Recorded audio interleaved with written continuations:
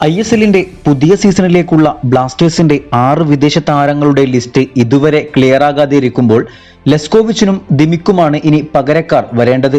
ഒരു European central ഡിഫൻഡറെ Blasters നിലവിൽ സ്വന്തമാക്കിയെങ്കിലും താരത്തെക്കുറിച്ചുള്ള കൂടുതൽ റിപ്പോർട്ടുകൾ അടുത്ത വീക്കോടെ മാത്രമേ നമുക്ക് അറിയാനാകൂ. എന്നാൽ ദിമിക്ക് പകരക്കാരൻ ആരാകുമെന്നറിയാനുള്ള ആകാംക്ഷയിലാണ് ആരാധകർ.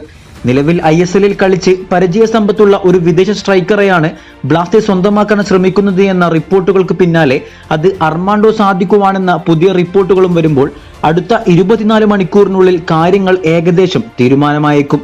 നിലവിൽ മോഹൻ ബഗാനിൽ കരാറുള്ള താരം കഴിഞ്ഞ സീസണിൽ അവസരങ്ങൾ കിട്ടിയപ്പോഴെല്ലാം മികച്ച കളി കാഴ്ചവെച്ചിരുന്നു. പക്ഷേ ദിമിക്കൊത്ത പകരക്കാരനാകുമോ എന്നത് കണ്ടറിയണം. കഴിഞ്ഞ 2 സീസണുകളായി ബ്ലാസ്റ്റേഴ്സ് സ്വന്തമാക്കാൻ ശ്രമിച്ച താരമായതുകൊണ്ട് തന്നെ ഇത്തവണ ഒരു ചാൻസ് കിട്ടിയപ്പോൾ സാദിഖുവിനെ കൂടാരത്തിലെത്തിക്കാൻ തന്നെയാണ് SD-യുടെ പ്ലാൻ.